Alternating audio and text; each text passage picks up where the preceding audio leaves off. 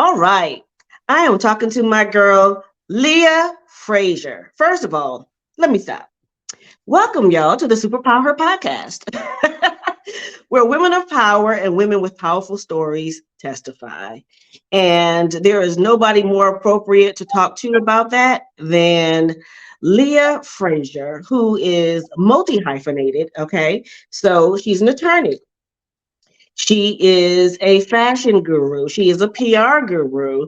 And latest on her list of great things that she does, she is also a woman who is a leader in meditation, sound baths, and also meditation. But more importantly, she's about healing, right? Which is what we all want and need in some form of fashion in our lives. So, Leah, I can't keep up with you ever, but so happy that you made time in your schedule to join me here on the Superpower podcast to talk about your journey of what it looks like to heal and ultimately be happy as well. So, welcome. Thank you for having me. I like the introduction. You captured it all. There's so many things. And, as I thought about where to begin, why not start at the top? Because you spend all this time, energy, money to become an attorney. And it's very prestigious to be an attorney. And it takes a lot of time and energy and all those things. And you walked away from that. Just talk to me about not only when you walked away and why, but how you felt about making that shift because there's so much put on that position. Yeah, to your point, law school takes a while, and I did the evening track. So, if you go full time, you can get out of there in 3 years. And so I was in the evening track because I worked during the day to help pay for law school. And so it took me about 3.5 years. I kind of sped it up at the end. But yeah, I went through all of that. I racked up over 6 figures in student loans. And once I got out and I was practicing, I ended up exploring this passion that I had for fashion. I just wanted to do a little styling, helping women that looked like me because they were always coming in my office like, where'd you get that suit? Where'd you get that handbag? Where'd you get those shoes? And I'm like, why don't I just do this for you, but you pay me and I can put your looks together. And that business ended up really being very successful because word of mouth started spreading around amongst all the attorneys. Like, go see Leah. She'll pack your bags. She'll get you fly for your trips. And I was really having a lot of fun. It was like this creative side of myself that I was able to express that I wasn't really able to express as an attorney. I mean, when you're a lawyer, you write a lot, you go to court, you have to be good at speaking. But that other creative side with color and just almost being an artist, I would say, was kind of shut off, and it just opened something inside of me where I'm like, man, I really want to do more with this. And so when I moved back to Dallas a couple of years after I was doing that, the fashion industry here was just insane. And it was to the point to where I couldn't just do that on the side anymore and be an attorney. I was forced to make a choice because I was exhausted being an attorney by day and then trying to go all to the fashion events at night and network. And so I decided to take that leap. And to your point, I didn't really question kind of taking that leap. It didn't make me really feel a certain kind of way. I just knew I was having more fun over on that side. And so I didn't mind leaving the practice of law. I think more so for me was everybody else around me freaking out. Like, Mhm. who goes to school that long, invests that type of money and says, I think I'm gonna be a fashion stylist now. So to them, it didn't make sense. But for me, I'm so gritty. I was like, oh, I'm going to make this work and I'm going to make y'all see. And I knew that there was something there because things that I was accomplishing was coming way too easy. And things that I knew people in the industry worked 20, 25 years to get, I was getting in a year. I was getting in 2 years. Doors were opening just left and right. And I knew I'm a very spiritual person. I knew that God was putting me in alignment with who I was supposed to be. And I didn't have time to sit and have a back and forth about you know, should I still become an attorney? It was very clear to me that that was not where I was supposed to be, and I left. And I'm very happy. We're all very happy about that. So now, so you're in fashion, you're moving and shaking. In fact, when I moved to Dallas in 2009, no, 2007, I remember being in the Galleria Mall and seeing you do a fashion event there. And I was like, who is this Black girl doing all this stuff in Dallas? And we didn't meet till many years later, but I knew who you were for many years before that. And so I can attest that you were definitely making moves in Dallas in the fashion world. And so how did that then lead to PR, which is a whole nother monster? So I'll actually backtrack. When I started my fashion business, I started a small blog on the website. And again, a lot of what I'm telling you is more like intuition. It wasn't because I was trained or educated. Something just told me to do it, and I just did it. So something inside of me said, on the website, you need a blog because you're new in this industry, but you can write. And so you need people to believe that you are the expert or what you're telling them. So start the blog. After I started the blog, I was picked up by Examiner to be a Houston fashion trends reporter. And then that turned into TV in Houston.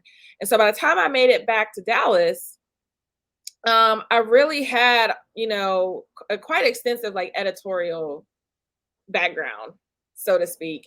And so all of those opportunities were opening up because of media, more so, not more so of my styling, but more so of like the media arm. And I kind of lost track of what the question was. How did you get into PR? Yeah. And so in doing that, just like you being a storyteller and having to interview so many designers, retailers, stylists, doing the TV, the style segments on TV, I started almost having this Rolodex of I sit next to the same bloggers at the show. I sit next to the same influencers. I get the same style of press release. I'm on TV. I know all the producers. So why can't I help these people that I'm interviewing that are saying, you're the first person to ever interview me? And they were incredible brands. Like in Houston, I found a store. I was the first person to ever write on this young lady. And then 3 years later, Beyonce's team comes in and buys all of the rings that I said were the trend-setting rings. And she was like, you caught this 3 years ago. There was another designer. I was like, those bags, that is the bag. No one would cover them. Leah covered them. 2 years later, thank you so much. I was just featured in British Vogue. They said that this was the it bag of the season.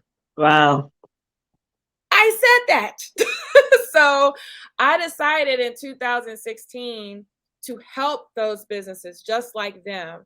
Because I could see something in them. And I'm like, if I'm a trusted voice, I want to be able to go to magazines, media, TV, and tell your story in a way that helps them to see what I see. Because they're swamped. They don't have time to climb through it. And so that's right. Free Media was born. I love that story. And, you know, when people are in the midst of creating and being, it is really hard to promote yourself at the same time. And so it's so needed. But, you know, to have somebody who already appreciates, you know, to be a publicist, everybody can't be a publicist in all arenas. You know, so it's nice that you can specialize, you knew, and then you built from there. And then we begin to know you more, or at least, I don't know what it is about what you do. It's like you go from industry to industry, but then whatever you decide you're going to be in that particular moment, that's what we're really focusing on. And so most people are worried about branding and about doing too many things, and how people will take them seriously or not if you change from one lane to another. And while I know we're in a time where that's changing a lot, you did it during a time where it wasn't popular to do, or where it wasn't really popular to be more than one kind of brand. So talk to me about your inner being or your skill that allowed you to kind of quiet that noise and go into yet even another different industry, which is now the well-being industry. I'm so glad you brought that up because for years, now this is the one area where I was like, girl, you spent all these years teaching people personal branding and you're doing the exact opposite of what you taught people. However, there is a piece that I do tell folks when we talk about the branding discussion, and it is to be completely genuine and authentic to who you are and what you value.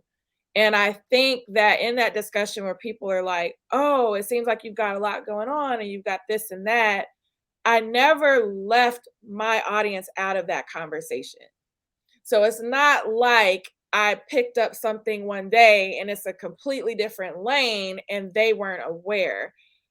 If I cultivated that audience, they go everywhere with me. I'm either educating them along the way or I'm telling them the reason why I'm shifting into this lane. So when I was in fashion, even as an attorney, Instagram wasn't even out then. So the only thing I had was Facebook. I was posting on Facebook. I'm at this fashion show. I'm learning the fashion trends. I just left the law firm. And so that I would take a selfie and I would post it. People were following on that journey. Then when I shifted and started Think 3 Media, it made sense to them. Oh, we see you on TV. We see you doing this.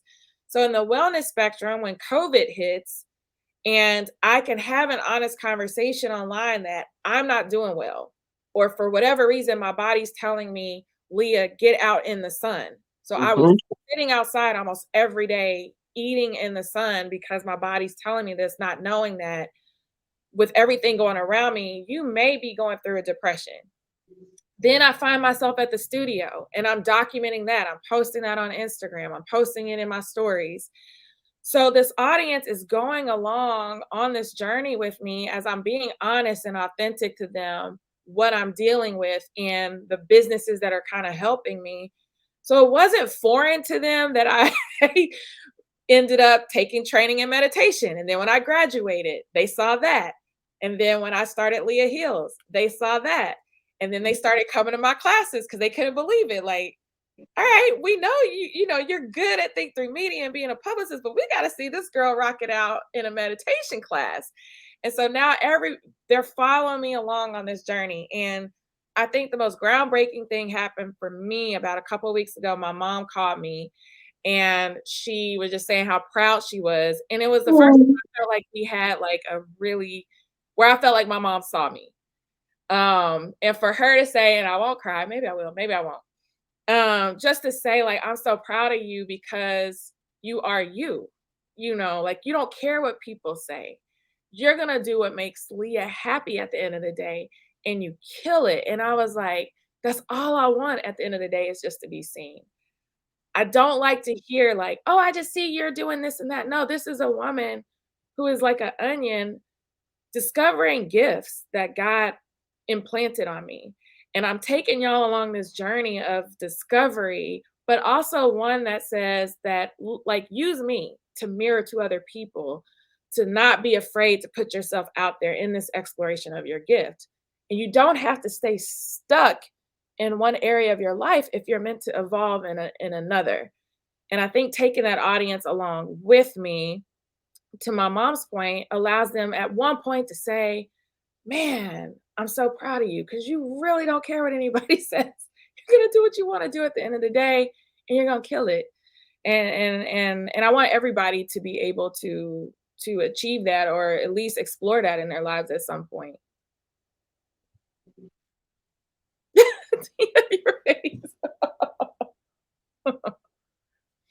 I want to just take that in for a second. Yeah.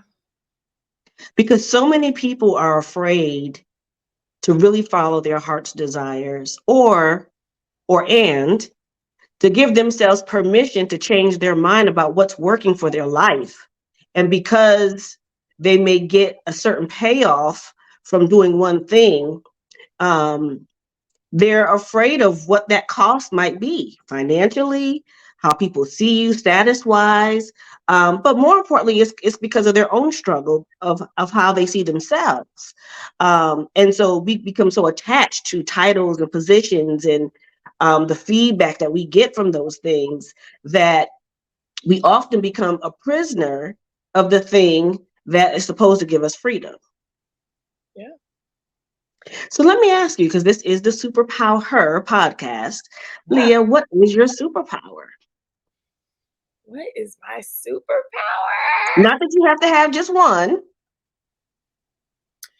I really think that my superpower is really trusting in my intuition.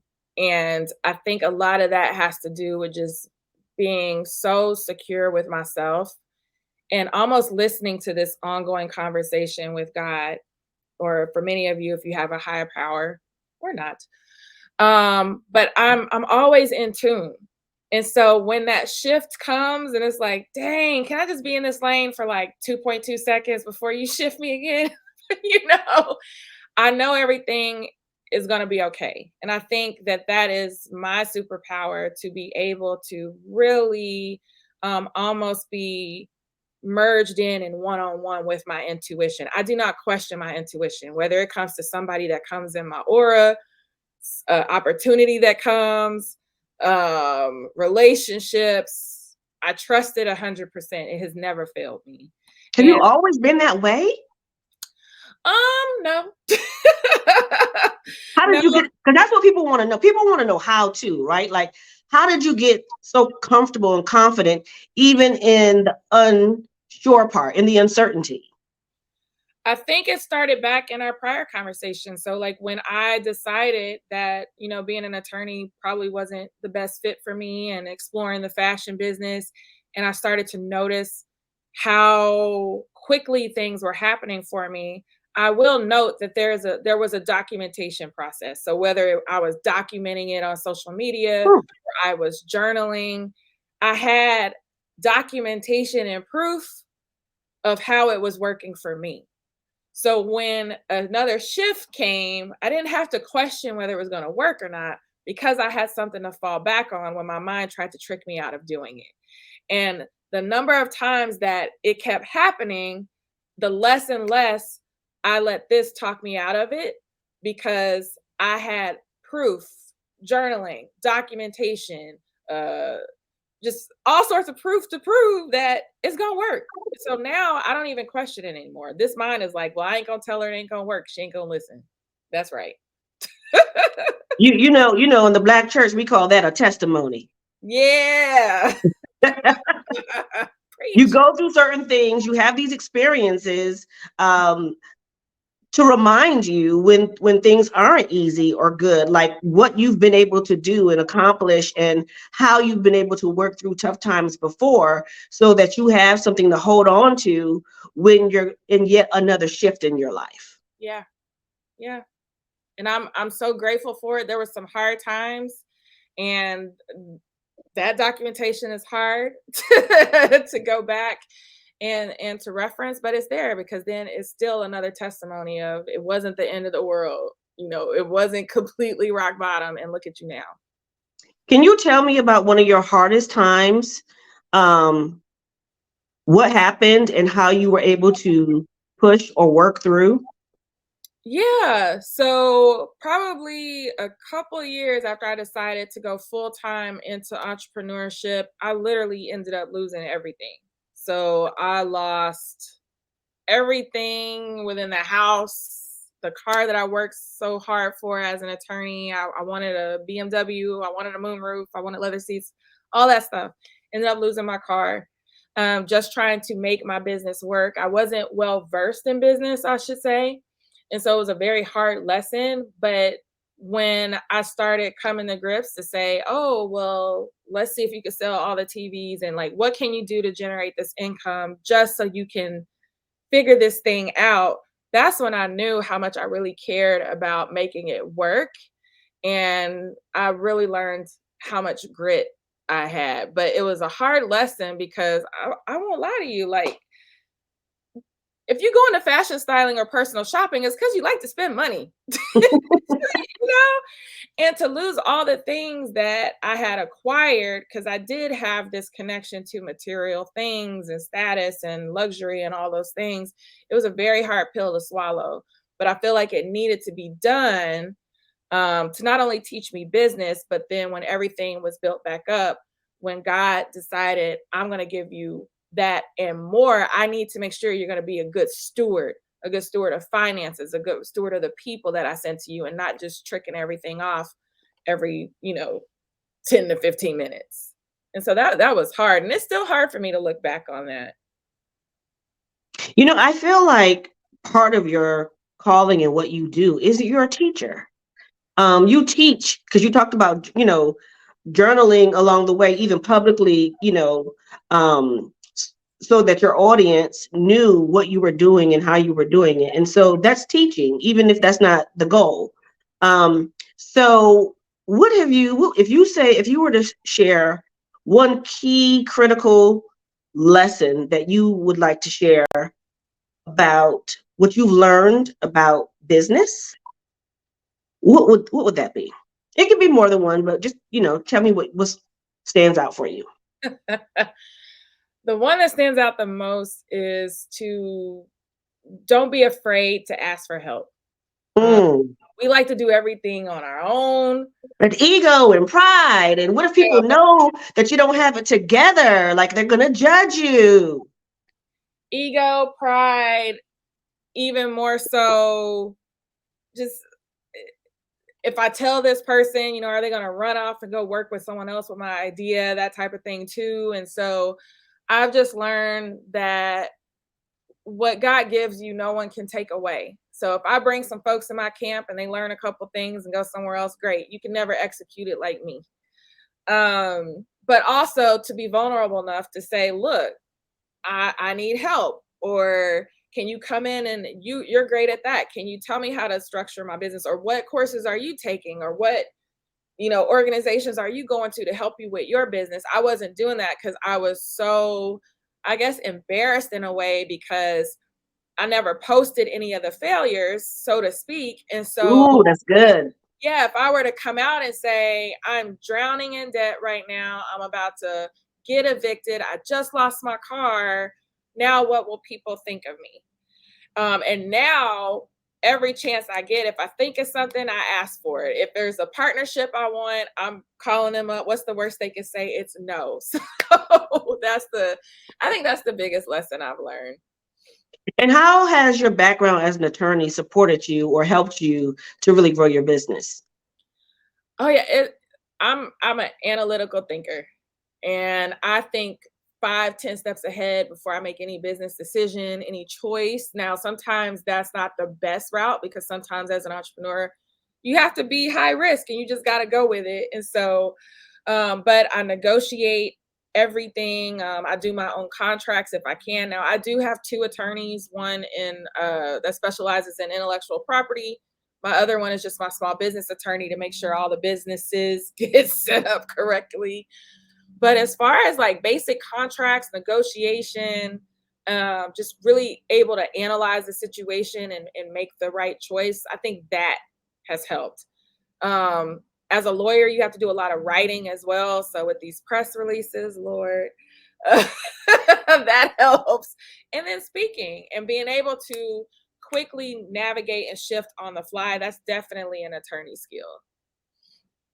And I want to talk to you more about your bandwidth and all the stuff that you're working on, but let's specifically hone in on Leah Heals.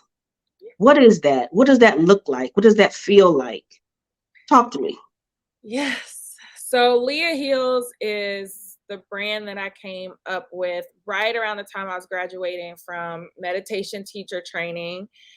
And really, I just wanted to provide a wellness hub. When I was thinking about the target audience, it was mostly for the Black community, where it's like, I want to make certain wellness modalities and techniques okay, whether that's meditation, whether it's rooted in Buddhism, or whether it's Tibetan, or it was founded in Indonesia or whatever. All of the principles are spiritually the same across whatever religion. And I wanted to be able to educate my community on that, so that we can get past a lot of our hurts and traumas, especially, what we're holding in our bodies that's killing us. And Talk on it. if I gotta be the person to let you know or to teach you, because I love how you said that I'm a teacher, then I want it to be that person, and I want it to be under the brand of Leah Heals. And so that is, and it's a safe space as well. I want people to feel safe with me. I Mm-hmm. want to be able to come to me and tell me I'm a Christian and I am bothered when I see crystals, or I'm bothered by the use of sage and Palo Santo. So then we can have a very honest conversation about and demystify what you've been taught. And so Leah Heals is more than just come to a meditation class, come to sound healing. It's very educational. It's based in neuroscience. I'm giving you facts so that not only you can heal, but can we change the trajectory of our generational trauma that's been passed down, that's killing us on a day by day basis. That's what it's all about.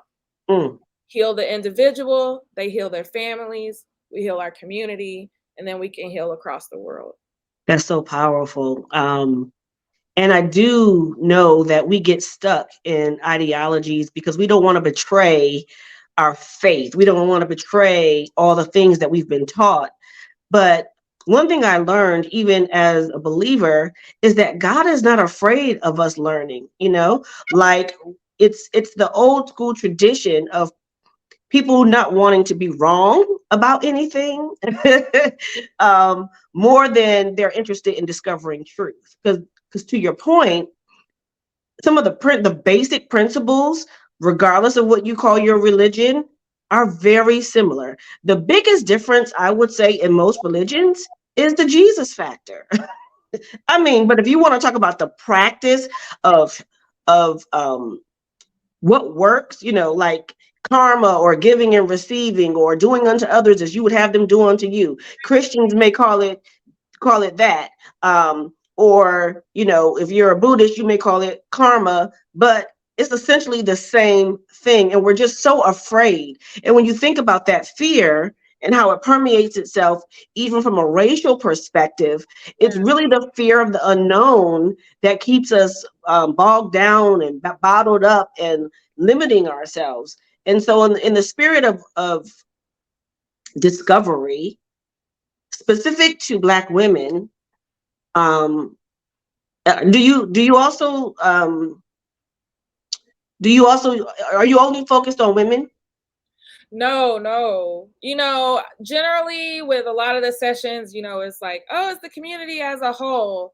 But I think just by virtue of who I am, more of the clientele, especially for more of the private healings with either Reiki or with some of our sound healings, it has been Black women, which I am grateful for. Just because I feel like Black women are like our medicine healers, back from like in Africa, like the women were the healers, and I feel like we carry so much. And if all of that can be broken up and unlocked and released, and that load is lighter, that can translate to our men, it can translate to our children. So I love that the majority of who I service on a private level has been Black women, but generally, a lot of the group sessions are for the community. Well, that leads me to the question that I was going for, which is specific to Black women. What has started to come up that's pervasive in this healing process in terms of what they're struggling with, what they're bogged down with? What do you find being like the primary illness, issue, etc.? So there's two that I see. The first one being, and I think you've addressed this so many times, Black women are taking care of everybody else and they don't take care of themselves. And almost in a way of being an empath where you're absorbing everybody's issues, everybody's traumas. You're the caretaker for everybody else, but you're not in a healthy way releasing that. So then it comes in and it gets stuck and it weighs you down, and then emotionally you suppress it down because society's telling you got to be the superwoman and you're strong. And it just lives there and it houses itself there down to the point to where you can't even breathe. Most of the women that come to my class cry and cry 2 minutes in. We haven't even reached the practice yet. I haven't even banged on a gong. I haven't even struck one of my bowls. And they're losing their minds because it's the first time in their life that someone allowed them to breathe with their entire body, where they have exhaled and truly released instead of just holding it, doing fight or flight, emergency survival breathing 24/7, 365 days out of the year. For the first time, they know what it feels like to release and exhale. That's number one. Number two, a lot of our trauma is held in our sacral region, right between our pelvic bones. We hold all our stress right in between our hips. And so that is, and to me, my theory, I think a lot of that was passed down from slavery, from our grandmothers, mothers, all the way back. Our trauma of being raped as Black women, I really feel like that has been passed down so much so that we're still housing a lot of that internally in that region. And it's just tight and it's stuck and we're not free. We're not free sexually. We're not free creatively. I do see us kind of being liberated, but when I'm talking about energetically, when I'm working on these women, it never fails that when I'm testing the energy in that area, there's almost little to no energetic movement. Really? I'm not even kidding. That's so interesting because we're very expressive in that area when we dance. But we've got to do more of that, right? We've got to have more movement and we've got to create more breath work that is within that region. Even I love Queen Afua because she has womb yoga and it gets it loose and it gets it tight and it's allowing that liberation in that movement within that area. But what happens is you can dance all day long. Mm-hmm. But if you're the woman that's the caretaker for every single person and you're constantly doing for everyone else and not yourself, in a very subtle way, you're still suppressing your joy and your passion and your creativity. So you can womb dance all day long, but once you're done with those 30 minutes, if the other 6 days of the week, you're taking on everyone else's stuff and stifling who you are, where you want to be, it still gets stuck and it's still imbalanced. And when we dance, it's not very intentional. We're actually responding to something else, but it's not necessarily with the intention of releasing anything. Yeah. I tell women that come to me, like, look, it's going to feel weird, but when you come to my meditation class, if that's what we found, butterfly, the legs open, lay down and do your entire meditation like that. Heart open, chest fully open. And just allow, when you're doing breath work, imagine bringing that breath into that sacral region. And when you exhale down, so it's almost like you're doing this cycle, and start freeing that up. But you have to be able to butterfly open and start circulating your breath there, which is our life force energy that we do not use enough. So what's your personal or go-to practice when you're feeling stressed out? Whew, meditation. But if I'm super stressed out, I will specifically do some sort of breathwork meditation. So it has to be specifically like breathing because I know if I can breathe deep, it'll reach that vagus nerve or it'll signal to my brain like, sis, you got to calm down. And what's a vagus nerve and what is meditation for people who don't know? I'm not a medical doctor, but your vagus nerve is connected to like your central nervous system. And it is one of the indicators that once you get really breathing in your body, it does help you to get super calm and super relaxed. I partner with a couple of chiropractors that have dry needling. And what they'll do kind of right here in your ear area. Again, I'm not a doctor, but there's a point where they can put that needle, which looks like an acupuncture needle, in your ear, and it'll hit your vagus nerve almost immediately and get you to calm down. So we were working on a technique of combining that with a little bit of a sound bath for folks that are super just overactive and can't get their brains to calm down. So they specialize in that treatment for the vagus nerve as well. I love that. I really want to try acupuncture. Yes. Yes. Have you done it? I have not done that type of acupuncture, but I have done the dry needling where they've done it in my back. I've done it for the vagus nerve.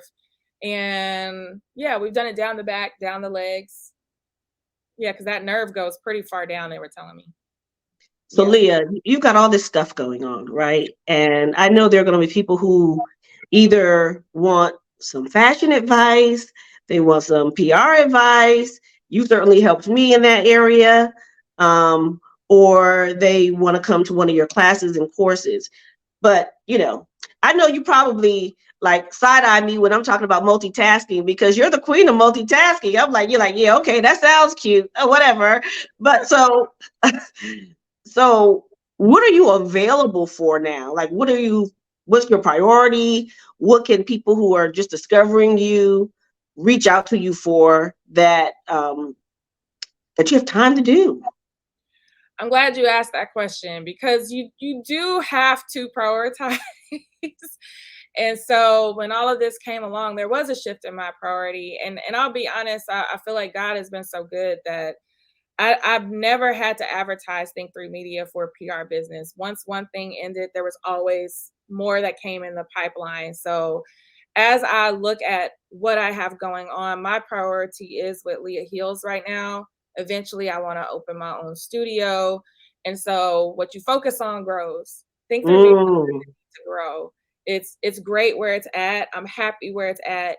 Leah Heals does need to grow. And so that's where my priority is. So if people want to reach out, you want to take a class, you need a session, I am spending more time in that arena.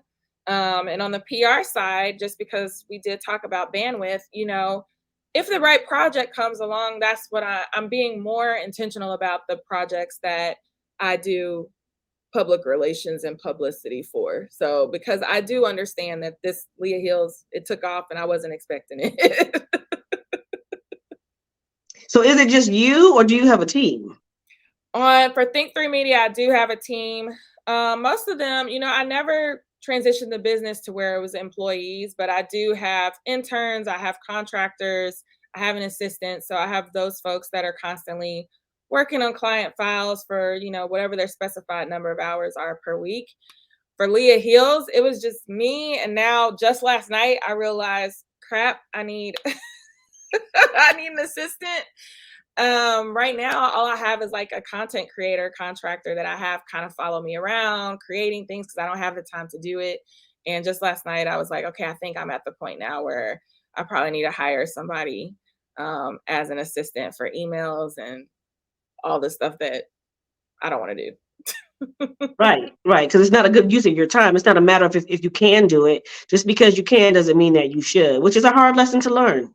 It's a hard lesson to learn, and I don't want to learn it the wrong way. I already went through that, got the bumper sticker, and lost the car. So I don't want to go through that again. So my final question to you, Leah, is what makes you happy? What makes me happy? What makes me happy is definitely what we talked about earlier, like just being seen, and just allowing, I guess everyone just allowing me to be free. And whether people allow me to be free or not, like I don't really care. But there's a joy that comes with it where I'm around people who just appreciate me for who I am in that space and in that time and in that moment. There was so much growing up where people made fun of me or, I wasn't Black enough or I didn't talk Black enough and I didn't do this and I didn't do that. Whereas, here I am when I'm around people that just truly just don't care. It's like, I just love being around you. That makes me extremely, extremely happy because then I'm able to go out and do what it is that I do, which is helping other people be their best selves. Hey, Leah, What's up? I see you. Thank you, sister. I do. And I really, really love what I see. Thank you. I appreciate you too. I want you to know that, and I want to say it publicly. I really do. Thank you. So if you leave us with any words of advice, Don't try to make me cry. you must not know me. And I'm not a crier either. I was like, I've teared up like twice. You must not know me. Whew. Okay. Yeah, I do. I sincerely. Leave us with a Leah Speaks word. Oh my gosh, this is tough. This is tough. This is tough. Just encourage the people. Good. Okay, thanks. I always speak about how in this life, like I don't mind being the mirror to folks. And I don't want people, because I'm seeing a lot where people are having all sorts of like health issues, and where a lot of people are leaving this earth so young. And all I want to say is, I think my life is a testament that if you have something, your intuition is telling you to go in a certain direction, or you have a little gifting that's trying to peak up, just explore, just discover. Like, you never know. It could be that next phase for you. It could be the thing you are always searching for. And don't be afraid to try it out. And if you go along the process and you get stuck, then don't be afraid to ask for help. And I just don't want people to go through life like a hamster on a wheel. It's such a beautiful place to be in when you're genuinely exploring every single aspect of yourself unapologetically. When I tell you it's a different world, I can't describe it any other way.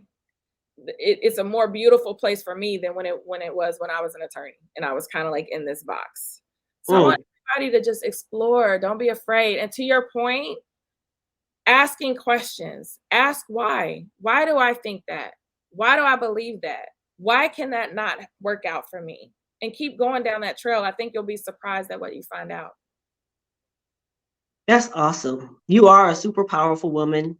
I appreciate you sharing your journey and your testimony and allowing us to see and hear you and feel your spirit. So thank you. Thank you. If people want to get in touch with you, where do they go, Leah? I have to do the PR part. If you want to get in touch with me, you can email me, Leah at think3, spell 3 all the way out, media.com. And I'm super responsive on DMs, surprisingly. So you can send me a message on LinkedIn or on Instagram at Leah Frazier or at Leah Heals. Awesome. Well, we're glad you're in the healing business. And I believe somebody's heart has been healed in this session. So thank you so much. See you later, girl. And y'all listen, if you like this podcast, share it. Share it with people who you know need it, right? Share it, comment on it, and let's keep this going so more and more people can get healed and walk in their power. All right, I'm your girl, Deya Direct. Until the next time, reach me at DEYA Direct everywhere on social media and at DeyaDirect.net. All right, we're out.